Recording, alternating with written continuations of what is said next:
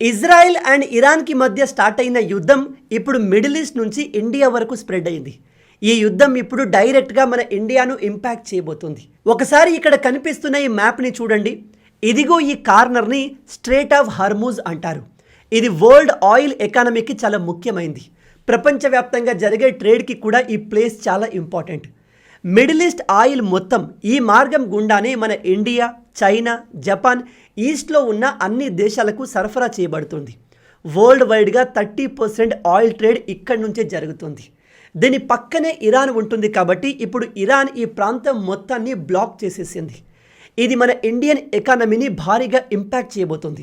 అందుకే ఇప్పుడు India activate అయి చాలా పెద్ద నిర్ణయాలు తీసుకోబోతోంది. వాటి గురించే మనం ఈ వీడియోలో డీటెయిల్గా మాట్లాడదాం. బట్ అంతకన్నా ముందు మీ అందరికీ ఉపయోగపడి ఒక చిన్న ప్రకటన. ఇరాన్ ఇజ్రాయెల్ యుద్ధాన్ని మీరు టీవీలో చూస్తున్నప్పుడు ఇది ఎంత సివియర్ అనే విషయం మీకు క్లియర్గా అర్థం కాకపోవచ్చు. కానీ ఈ యుద్ధంలో ఇప్పటికే వందల మంది ప్రాణాలు కోల్పోయారు. అయితే ఇలాంటి ఆపద యుద్ధం రూపంలోనే కాదు, కొన్నిసార్లు మెడికల్ ఎమర్జెన్సీ లేదా అన్ఎక్స్పెక్టెడ్ ఫైనాన్షియల్ ప్రాబ్లం వల్ల కూడా రావచ్చు. అయితే అలాంటి సమయంలో health insurance and term insurance major role play చేస్తాయి. హెల్త్ ఇన్సూరెన్స్ నేడు పెరుగుతున్న మెడికల్ కాస్ట్ నుంచి మీ సేవింగ్ని కాపాడతాయి. అండ్ టర్మ్ ఇన్సూరెన్స్ మీకు ఏమైనా జరగరాంది జరిగితే ఫ్యామిలీ ఫైనాన్షియల్ ఫ్యూచర్ని కాపాడుతుంది. ఒక్క మాటలో చెప్పాలంటే ఇవి రెండు పర్సనల్ సెక్యూరిటీ ఫ్రేమ్ వర్క్ లాగా పనిచేస్తాయి. అలాగే ఇవి మీరు అనుకున్నంత ఎక్స్పెన్సివ్ కూడా కాదు. కేవలం నెలకు 400 నుంచి 500 రూపాయలతో up to lakhs, even crores వరకు కవరేజ్ పొందవచ్చు. మీరు చిన్న ఏజ్లో ఇన్సూరెన్స్ తీసుకుంటే ప్రీమియం తక్కువగా ఉంటుంది. దాన్ని లాంగ్ టర్మ్ వరకు కొనసాగించవచ్చు. నేడు కొన్ని modern health insurance plans diabetes, thyroid, BP, asthma లాంటి ఎగ్జిస్టింగ్ కండిషన్ని కూడా డే 1 నుంచి కవర్ చేస్తున్నాయి. ఇప్పుడు జీఎస్టీ కూడా లేదు కాబట్టి మీరు సేమ్ ప్రీమియంకి ఎక్కువ కవరేజ్ పొందవచ్చు. ఇది వరకు 10 lakh రూపీస్ కవరేజ్ తీసుకుంటే ఇప్పుడు డిపెండింగ్ ఆన్ ప్లాన్ ఈవెన్ మీరు అప్ టు 20 lakhs కవరేజ్ని సేమ్ కాస్ట్లో పొందవచ్చు. మీకు ఒక డెడికేటెడ్ రిలేషన్షిప్ మేనేజర్ని కూడా ప్రొవైడ్ చేస్తారు. పేపర్ వర్క్, హాస్పిటలైజేషన్ లాంటి టఫ్ టైంలో క్లెయిమ్ సపోర్ట్ అందించి మీ ఫ్యామిలీకి హెల్ప్ చేస్తారు. దీనికి సంబంధించిన లింక్ని కింద డిస్క్రిప్షన్లో అండ్ కమెంట్లో పిన్ చేశాను. దానిపైన క్లిక్ చేసి అందులో ఉన్న ట్రస్టెడ్ పార్ట్నర్స్ని కంపేర్ చేసి టర్మ్ ఇన్సూరెన్స్పై అప్ టు 15%, హెల్త్ ఇన్సూరెన్స్పై అప్ టు 25% ఆన్లైన్ డిస్కౌంట్ పొందవచ్చు. All the best. నిన్నటి వీడియోలో నేను మీకు ఇజ్రాయెల్ అండ్ అమెరికా కలిసి ఇరాన్ సుప్రీం లీడర్ అయిన ఖమీనీని ఎలిమినేట్ చేశాయి అని చెప్పాను. కానీ ఎలా చేశాయో క్లియర్గా చెప్పలేదు. ఇజ్రాయెల్ చూడ్డానికి ఇలా చాలా చిన్న దేశంగా ఉంటుంది. ఇది మన ఆంధ్రప్రదేశ్లో సగం ఉంటుంది. కానీ వీళ్లకు ఉన్న టెక్నాలజీ, మిలిటరీ పవర్ మామూలుది కాదు. లాస్ట్ మంత్ నుంచే అమెరికా అండ్ ఇజ్రాయెల్ కలిసి ఇరాన్ పైన దాడి చేయడానికి ప్రిపరేషన్ చేస్తున్నాయి. ఆ విషయం ప్రపంచం మొత్తానికి తెలుసు. ఎందుకంటే ఇరాన్ న్యూక్లియర్ వెపన్స్ని తయారు చేసే పనిలో ఉంది. అది అమెరికాకు, ఇజ్రాయెల్కి చాలా పెద్ద ప్రమాదం. అందుకే అమెరికా చాలా క్లియర్గా, ఇరాన్ నువ్వు న్యూక్లియర్ వెపన్స్ తయారు చేసేందుకు ట్రై చేస్తున్నావు, అది మాకు చాలా ప్రమాదకరం. నువ్వు ఆ ప్రయత్నాన్ని ఆపేస్తే మేము మీ పైన ఎటువంటి దాడి చెయ్యము. కానీ నువ్వు మాట వినకుండా వెపన్స్ని ఇంకా తయారు చేస్తాను అంటే మాత్రం నేను వదలము అని అమెరికా అండ్ ఇజ్రాయెల్ కలిసి చాలా క్లియర్గా వార్నింగ్ ఇచ్చాయి. కానీ ఈ ఖమీనీ ట్రంప్ మాటల్ని పట్టించుకోకపోగా మీరు ఏం చేసుకుంటారో చేసుకోండి అంటూ వార్నింగ్ ఇచ్చాడు. ఈ ప్రపంచంలో మోస్ట్ పవర్ఫుల్ మిలిటరీ అమెరికా. వీళ్ళను ప్రజెంట్ ఏ దేశం కూడా ఓడించలేదు. ఆ తర్వాత చిన్న దేశం అయినప్పటికీ ఇజ్రాయెల్ ఎంతో శక్తివంతమైన మిలిటరీ కలిగిన దేశం. ఈ రెండింటిని ఇరాన్ ఒకేసారి ఛాలెంజ్ చేసింది. ఇజ్రాయెల్కి ఒక సీక్రెట్ సర్వీస్ ఏజెన్సీ ఉంది. దాని పేరే మోసాద్. దీని గురించి నేను మీకు చాలాసార్లు చెప్పాను.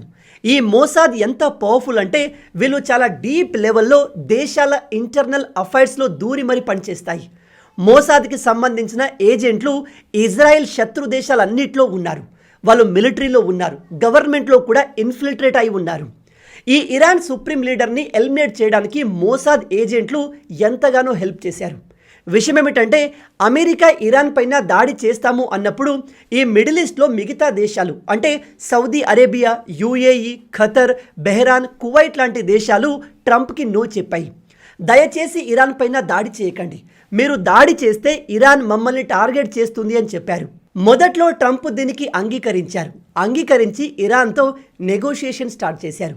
బట్ ఇరాన్ మాత్రం ఒకవైపు నెగోషియేషన్ చేస్తూనే తమ న్యూక్లియర్ వెపన్స్ని త్వరగా తయారు చేయాలి అని పనిని స్పీడప్ చేసింది. అమెరికాకు చెందిన చాలా మిలిటరీ బేస్లు మిడిల్ ఈస్ట్ దేశాల్లో ఉన్నాయి. ట్రంప్ ఈ మిడిల్ ఈస్ట్ దేశాలకు ఏం చెప్పాడు అంటే, మేము ఎంత చెప్పినా ఇరాన్ వినట్లేదు, కాబట్టి ఇరాన్ పైన దాడి చేయక తప్పదు. కానీ మేము ఆ దాడి చేసేటప్పుడు మీ దేశాల్లో ఉన్న మా మిలిటరీ బేస్లను ఉపయోగించాం, ఇజ్రాయెల్ నుంచి దాడి చేస్తాము అని ఫిబ్రవరి 28న ఇరాన్ పైన పెద్ద దాడిని చేశారు. ఈ విషయం తెలుసుకున్న వెంటనే ఇరాన్ తిరిగి దాడి చేయడం మొదలుపెట్టింది.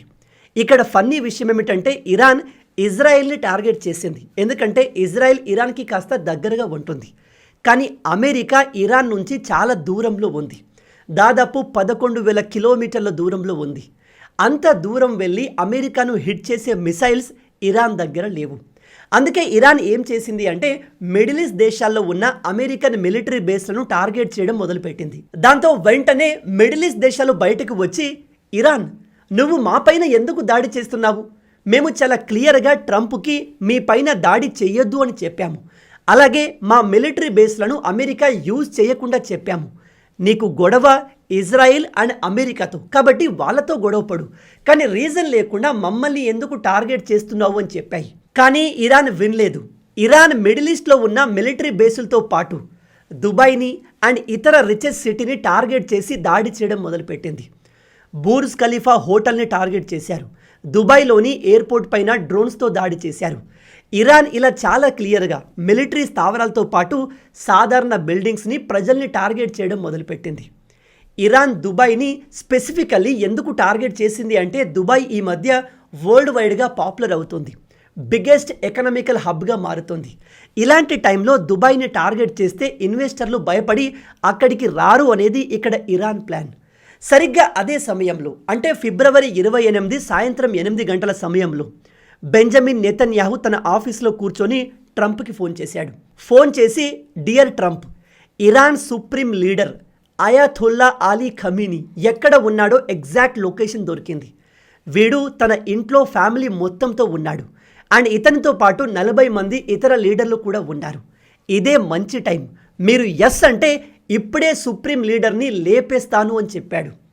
అప్పుడు ట్రంప్ ఏం చేశాడో తెలుసా? వెంటనే సౌదీ అరేబియాకు ఫోన్ చేసి, మాకు ఖమీనీ ఎగ్జాక్ట్ లొకేషన్ దొరికింది, ఏం చేయమంటారు, లేపేయమంటారా అని అడిగాడు. ట్రంప్ సౌదీ అరేబియాను ఎందుకు అడిగాడు అంటే, రేపు ఈ ఆపరేషన్లో అటు ఇటుగా ఏదైనా జరిగితే సఫర్ అయ్యేది మిడిల్ ఈస్ట్ దేశాలు, ఎందుకంటే ఇరాన్ ఒక రాడికల్ దేశం, వాళ్ళు అమెరికాను ఏమీ చేయలేరు, కాబట్టి అమెరికా మిత్ర దేశాలైన ఈ మిడిల్ ఈస్ట్ దేశాలని టార్గెట్ చేస్తారు. అయితే అప్పుడు ఈ సౌదీ అరేబియా, ఖతర్, యుఏఈ లీడర్లు ట్రంప్తో ఏం చెప్పారో తెలుసా? ఎంత చెప్పినా ఇరాన్ వినకుండా మా పైన ఆల్రెడీ మిసైల్స్తో, డ్రోన్స్తో దాడి చేస్తుంది, కాబట్టి మీ దగ్గర నిజంగా ఈ ఖమీనీ లొకేషన్ క్లియర్గా ఉంటే లేపేయండి అని గ్రీన్ సిగ్నల్ ఇచ్చింది. ఎస్, ఈ మిడిల్ ఈస్ట్లో ఉన్న ఇస్లామిక్ దేశాలన్నీ ఖమీనీని లేపేయాల్సిందిగా ట్రంప్కి గ్రీన్ సిగ్నల్ ఇచ్చారు. అప్పుడు ట్రంప్ నెతన్యాహుకు ఓకే చెప్పాడు. మీ అందరికీ తెలిసే ఉంటుంది, ఇజ్రాయిల్ శత్రువుల్ని ఎలిమినేట్ చేయడంలో ఎంతో ఎక్స్పర్ట్. ఇజ్రాయెల్ మిలిటరీ ఈ ఖమీనీ పొజిషన్ని కరెక్ట్గా లాక్ చేసి రెడీగా కూర్చొని ఉంది. బెంజమిన్ నెతన్యాహు తన మిలిటరీకి ఓకే చెప్పిన వెంటనే, మీరు నమ్మరు, ఈ ఖమీనీ ఎట్టి పరిస్థితుల్లో తప్పించుకోకూడదు అని ఇజ్రాయిల్ అతని ఇంటిపైన 1-2 కాదు, మొత్తం 30 మిసైల్స్ని వేసి ఈ ఖమీనీ ఇంటిని కంప్లీట్గా బూడిద చేసేసింది. ఇదిగో ఈ విధంగా ఉన్న ఖమీనీ ఇల్లు జస్ట్ 10 నిమిషాల తర్వాత 30 మిసైల్స్ పడడంతో ఇలా కంప్లీట్గా బూడిదైపోయింది. ఆ ఇంట్లో ఖమీనీ ఫ్యామిలీ మొత్తం ఉంది. కొడుకులు, కోడళ్ళు, మనవళ్ళు, ఇంకా 40 మంది ఇతర లీడర్లు అందరూ చనిపోయారు, ఒక్కరూ మిగల్లేదు. అయితే తమ సుప్రీం లీడర్ చనిపోయాడు అనే విషయాన్ని వెంటనే ఇరాన్ ప్రభుత్వం బయటకు చెప్పలేదు, ఎందుకంటే వాళ్లకు కూడా క్లారిటీ లేదు. సడన్గా 30 మిసైల్స్ వచ్చి వాళ్ళ లీడర్ ఇంటిపైన పడ్డాయి, అందరూ షాక్లో ఉన్నారు. ఇక ఇక్కడ మోసాద్ ఎంటర్ అయింది. ఈ ఖమీనీ చనిపోయాడు అనే విషయం ఇరాన్ ప్రభుత్వం కంటే ముందు ఇజ్రాయెల్కి తెలిసింది. ఇజ్రాయెల్కి చెందిన ఏజెంట్లు ఇరాన్ డీప్ లెవెల్లో ఉన్నారు, నాకు తెలిసి ఇరాన్ మిలిటరీలో కూడా ఉండొచ్చు. ఈ ఖమీనీ బాడీకి సంబంధించిన ఫొటోస్, వీడియోస్ ఇరాన్ ప్రభుత్వం కన్నా ముందే ఇజ్రాయెల్కి చేరిపోయాయి. అంటే ఖమీనీ ఇంటిపైన దాడి చేసిన వెంటనే కొంతమంది ఇజ్రాయెల్ ఏజెంట్లు ఆ లొకేషన్కి వెళ్ళి ఖమీనీ చనిపోయాడా లేదా అనే విషయాన్ని క్లియర్గా కన్ఫర్మ్ చేసుకుని ఇజ్రాయెల్కి ఇన్ఫార్మ్ చేశారు. అప్పుడు బెంజమిన్ నెతన్యాహు అమెరికాకు ఫోన్ చేసి ఎస్ ఖమీనీ చనిపోయాడని చెబితే అప్పుడు ట్రంప్ ప్రపంచం మొత్తానికి తెలిసేలా ఇదిగో ఈ పోస్ట్ని పెట్టాడు. ఈ ఖమీనీని ఎలిమినేట్ చేయడం వెనుక ఇంత స్టోరీ జరిగింది. ఖమీనీ చనిపోయాడు, మరి ఇప్పుడు నెక్స్ట్ ఏంటి అని ట్రంప్ని అడిగితే ట్రంప్ ఏం చెప్పాడో తెలుసా? యుద్ధం ఇంకా అయిపోలేదు, మేము చేయాల్సింది ఇంకా చాలా ఉంది. ఇరాన్లో ఇంకా చాలా పెద్ద పెద్ద ఆపరేషన్లు జరుగుతాయి. ఆ తర్వాత నాకు నచ్చిన ఒక పర్సన్ని అక్కడ లీడర్గా పెడతాను అని చెప్పాడు. నాకు తెలిసి ఇరాన్లో ఒక లేడీ లీడర్ని తీసుకువచ్చే అవకాశం ఉంది. ఖమీనీ చనిపోయిన తర్వాత ఇరాన్ ఇష్టం వచ్చినట్టుగా తమ దగ్గర ఉన్న మిసైల్స్తో అటు ఇజ్రాయిల్ పైన ఇటు మిడిల్ ఈస్ట్ దేశాలపైన దాడులు చేస్తుంది. వీళ్ళు అమెరికాను ఏమీ చేయలేరు, ఎందుకంటే అంత దూరం దాకా మిసైల్స్ వేసే టెక్నాలజీ ఇరాన్ దగ్గర ప్రజెంట్ లేదు. కాబట్టి వీళ్ళు అమెరికా మిలిటరీ బేస్లను టార్గెట్ చేస్తూ మిడిల్ ఈస్ట్లో ఉన్న సాధారణ ప్రజల బిల్డింగ్ పైన, హోటల్స్ పైన, ఎయిర్పోర్ట్స్ పైన కూడా అటాక్ చేస్తున్నారు. ఇజ్రాయిల్ ఎంత డేంజరస్ అంటే వీళ్ళు ఏ పని చేసినా బాగా ఆలోచించి చేస్తారు. అయాతుల్లా అలీ ఖమీనీ చనిపోయిన వెంటనే కొన్ని రిపోర్ట్స్ ప్రకారం కొత్త సుప్రీం లీడర్ని ఎన్నుకున్నారు. అతను ఎవరో కాదు, చనిపోయిన సుప్రీం లీడర్ కొడుకు మోజ్తబా ఖమీనీ. అయితే ఇజ్రాయిల్ ఇతన్ని కూడా టార్గెట్ చేసి లేపేసినట్టుగా రిపోర్ట్స్ వస్తున్నాయి. అంటే ఇతన్ని లీడర్గా ఎన్నుకున్న ఒక్క రోజులోనే ఇజ్రాయిల్ వీన్ని కూడా లేపేసింది. చూసారా, ఇజ్రాయిల్ ఇరాన్ టాప్ లీడర్ని లేపేయడం మాత్రమే కాదు, నెక్స్ట్ ఎవరిని ఎంపిక చేస్తున్నారో ముందే తెలుసుకొని వాళ్ళను కూడా లేపేస్తుంది. అంటే వీళ్లకు ఏ లెవెల్లో ఇంటెలిజెన్స్ అందుతుందో ఒకసారి మీరు ఆలోచించండి. ఇప్పుడు మిడిల్ ఈస్ట్లో ఉన్న మిగతా ముస్లిం దేశాలన్నీ కూడా ఇరాన్ పైన దాడి చేయడానికి రెడీగా ఉన్నాయి. ఈ యుద్ధం ఇప్పట్లో ఆగేది కాదు, ఇంకో 5-10 రోజులు నడుస్తుంది, అంతకన్నా ఎక్కువ నడవదు. ఎందుకంటే ఒకవైపు America, Israel and middle east దేశాలు అన్నీ కలిసి ఇరాన్ పైన దాడి చేయడం మొదలు పెడితే ఇరాన్ 2-3 రోజుల కన్నా ఎక్కువగా నిలవదు. వన్స్ ఇరాన్లో ఉన్న రాడికల్ లీడర్స్ అందరినీ ఎలిమినేట్ చేశాక ట్రంప్ ఆ దేశంలో కొత్త లీడర్ని, అమెరికాకు సపోర్టివ్గా ఉండే లీడర్ని నియమిస్తాడు, అందులో డౌటే లేదు. ఇలా వీళ్ళు కేవలం ఇరాన్లో మాత్రమే కాదు, చాలా దేశాల్లో చేశారు. రీసెంట్గానే వెనుజులాలో చేశారు. అయితే ఇప్పుడు ఈ వార్ ఎఫెక్ట్ మన ఇండియా దాకా వచ్చింది. నేను మీకు స్టార్టింగ్లో చెప్పినట్టు ఈ స్ట్రేట్ ఆఫ్ హర్ముజ్ని ఇరాన్ బ్లాక్ చేసేసింది. అంటే ఇక్కడి నుంచి ఎటువంటి షిప్పులు పోనివ్వకుండా ఆపేసింది. ఏవైనా షిప్పులు వెళ్లేందుకు ట్రై చేస్తే వాటిపైన దాడి చేస్తున్నారు. నిన్న ఆల్రెడీ ఒక షిప్ పైన మిసైల్తో దాడి చేశారు. ఆ షిప్లో మొత్తం 20 మంది క్రూ మెంబర్స్ ఉన్నారు. అందులో 15 మంది మన భారతీయులు, మిగతా 5 ఇరాన్ వాళ్ళు ఉన్నారు. వీళ్ళలో 5 తీవ్రంగా గాయాలయ్యాయి, మిగతా వారు సేఫ్గా బయటపడ్డారు. అలాగే పాకిస్తాన్కి చెందిన షిప్పుల్ని కూడా ఈ మార్గం గుండా వెళ్లకుండా ఇరాన్ బ్లాక్ చేసేసింది. ఒకవేళ పాకిస్తాన్ షిప్పులు అక్కడికి వస్తే పేల్చేస్తాము అని కూడా వార్నింగ్ ఇచ్చింది. ఈ విషయం తెలిసిన వెంటనే మోడీ గారు క్యాబినెట్ కమిటీ సెక్యూరిటీ మీటింగ్ని ఏర్పాటు చేశారు. ఆ మీటింగ్లో చాలా పెద్ద పెద్ద నిర్ణయాలు తీసుకునే అవకాశం ఉంది. ఈ ఏరియాని బ్లాక్ చేస్తే మనకు మిడిల్ ఈస్ట్ నుంచి వచ్చే ఆయిల్ ఆగిపోతుంది. దేశానికి వచ్చే ఆయిల్ ఆగిపోతే దేశ అభివృద్ధి ఆగిపోతుంది. ఇది చాలా సీరియస్ ఇష్యూ. అందుకే మోడీ గారు ఈ విషయం గురించి డైరెక్ట్గా ట్రంప్తో మాట్లాడే అవకాశం ఉంది. ఎందుకంటే ఈ యుద్ధాన్ని స్టార్ట్ చేసింది ట్రంపే. కాబట్టి ట్రంప్ కారణంగా ఈ ప్రాంతం మొత్తాన్ని ఇరాన్ బ్లాక్ చేసింది. ఇప్పుడు ట్రంప్ బెదిరించైనా ఏదో విధంగా మాట్లాడి ఇరాన్తో ఈ ప్రాంతాన్ని ఓపెన్ చేయించాలి. ఇక్కడికి వచ్చే షిప్పులపైన దాడి చేయకుండా చూడాలి. ఒకవేళ ఇరాన్ ఒప్పుకోకపోతే మన ఇండియా మళ్ళీ రష్యా నుంచి భారీ మొత్తంలో ఆయిల్ కొనే అవకాశం ఉంది. మిడిల్ ఈస్ట్ దేశాల నుంచి మనం ఆయిల్ కొంటే షిప్పులు ఇదిగో ఈ మార్గం ద్వారా 5-6 రోజుల్లో ఇండియాకు చేరుతాయి. అదే రష్యా నుంచి కొంటే వేరే మార్గం ద్వారా ఈ రెడ్ సీ ద్వారా ఇండియాకు వస్తుంది. దానికి 1 నెల రోజుల టైం పడుతుంది. అయితే ఈ ఎఫెక్ట్ మన ఇండియా పైన వెంటనే ఉండకపోవచ్చు. ఎందుకంటే మన దగ్గర ఆల్రెడీ 12 రోజులకు సరిపడా ఆయిల్ రిజర్వ్స్ ఉన్నాయి. కానీ ఇండియా వెంటనే ఈ విషయంలో త్వరగా ఏదో ఒక నిర్ణయం తీసుకోవాలి. ఇప్పుడు ట్రంప్ స్ట్రేట్ ఆఫ్ హర్ముజ్ ప్రాంతాన్ని ఇరాన్ ద్వారా ఓపెన్ చేయిస్తే మనం రష్యా నుంచి ఆయిల్ని ఎక్కువగా కొనకుండా మిడిల్ ఈస్ట్ దేశాల నుంచే కంటిన్యూ చేస్తాము. లేకపోతే ట్రంప్ ఏం అనుకున్నా సరే మనం మళ్ళీ రష్యా నుంచి భారీ మొత్తంలో ఆయిల్ కొనాల్సిందే. అప్పుడు ట్రంప్కి కూడా చెప్పడానికి ఏమీ ఉండదు. ప్రజెంట్ ట్రంప్ రష్యా నుంచి ఎవరైనా ఆయిల్ కొంటే వాళ్ళపైన 25% టారిఫ్ వేస్తాను అని బెదిరిస్తున్నాడు. బట్ మిడిల్ ఈస్ట్ నుంచి వచ్చే ఆయిల్ని ఇరాన్ ఆపేస్తే మనకు వేరే ఆప్షన్ లేదు. ఇక్కడ నేను మీకు ఇంకో విషయం చెప్పాలి. ఈ ఖమీనీ చనిపోయిన తర్వాత ఇరాన్లో కొంతమంది ప్రజలు తీవ్రంగా బాధపడుతున్నారు. వాళ్ళ మసీదులకు వెళ్ళి ఘోరంగా ఏడుస్తున్నారు. ఇంకొంతమంది ఎస్పెషల్లీ ఇరాన్లోని మహిళలు చాలా హ్యాపీగా ఫీల్ అవుతున్నారు. వాళ్ళు డ్యాన్సులు చేస్తున్నారు, క్రాకర్స్ని పేల్చి సెలబ్రేట్ చేసుకుంటున్నారు. కానీ విచిత్రంగా మన దేశంలోని ముస్లిం మహిళలు మాత్రం దానికి కంప్లీట్ అపోజిట్గా ఈ ఖమీనీ కోసం బాధపడుతూ ఏడుస్తున్నారు. ఇస్లాం మతానికి చెందిన ఒక పెద్ద లీడర్ చనిపోతే బాధపడడంలో తప్పు లేదు. కానీ ఒకసారి ఆలోచించండి, ఇరాన్లోని ప్రజలే సెలబ్రేట్ చేసుకుంటున్నారు. అలాంటప్పుడు ఇండియాలోని కొందరు ముస్లింలు ఎందుకు ఇంతగా బాధపడుతున్నారు? ఇతనేమీ గొప్ప పనులు చేయలేదు. ఇరాన్లోని మహిళలకు నరకం చూపించాడు. మీకు తెలుసా, ఇరాన్లో 9 సంవత్సరాల అమ్మాయిని కూడా లీగల్గా పెళ్లి చేసుకోవచ్చు అనే రూల్ని ఇతను తీసుకువచ్చాడు. ఇప్పుడు మీలో కొందరు బ్రదర్ అది మా మతంలో అలౌడ్ అని చెప్తారు.